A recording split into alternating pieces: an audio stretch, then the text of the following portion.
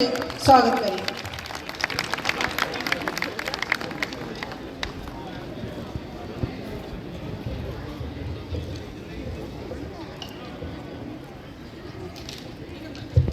वो ये अपनी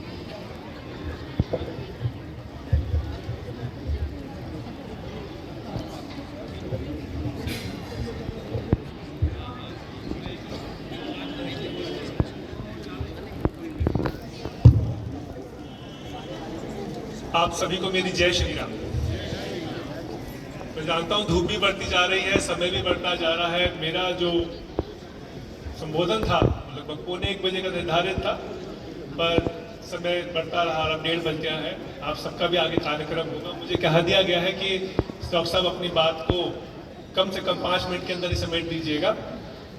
मेरे को लगता है मुझे 5 मिनट भी बोलने की शायद आवश्यकता नहीं पड़ेगी, क्योंकि अभी जितने बड़े बड़े यहाँ पे सितारों ने, जितने बड़े बड़े श्रोताओं ने, वक्ताओं ने इतना कुछ बोल दिया है। जो मेरी टॉक थी वो उन्होंने ऑलरेडी अपने बातों से पूरी तरह समझा दी गई है। मैं फिर भी उन्हीं को आधार रखते हुए अपनी बात को सिर्फ हेडलाइंस की फॉर्म में आपको समझा देता हूँ जो मैं कहना चाह रहा था। तो मैं डॉक्टर हूँ और मैं देखता हूँ, समझता हूँ, जानता हूँ, और हम सब भी जानते हैं कि हमें स्वास्थ्य के प्रति सतर्क और सजग रहना चाहिए। बस ये पर ना ज्ञान के लेवल पर ही रह गई ये जानकारी।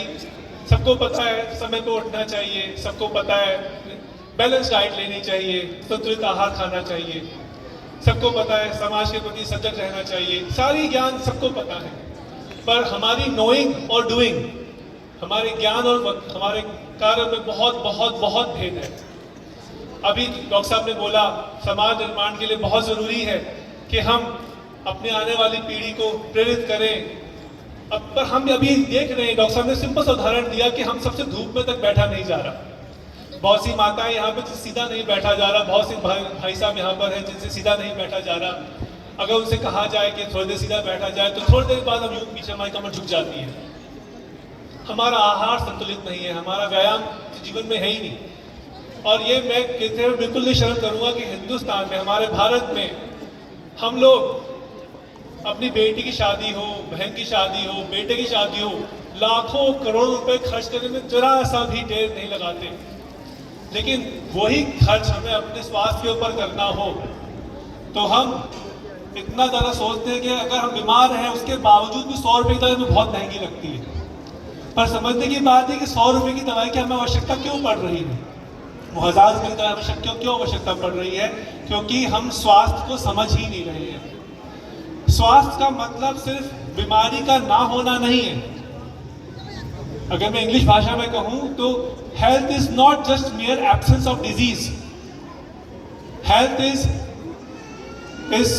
Called social, physical, mental and spiritual wellbeing.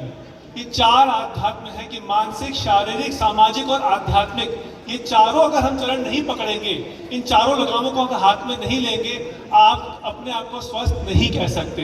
और हिंदुस्तान में क्या पूरे विश्व में केवल 1% से भी कम लोग स्वस्थ हैं। हिंदुस्तान में, भारत के अंदर इसकी जनता तो 0.5 भी नहीं है। आप किसी वर्ग में जाइए, उच्च से उच्च वर्ग में, जिनके पास करोड़ों रुपए की गाड़ियां हैं, लेकिन उन माताओं के अंदर इतना बल नहीं है कि गाड़ी में खुद जाके बैठ सके। उन भाइयों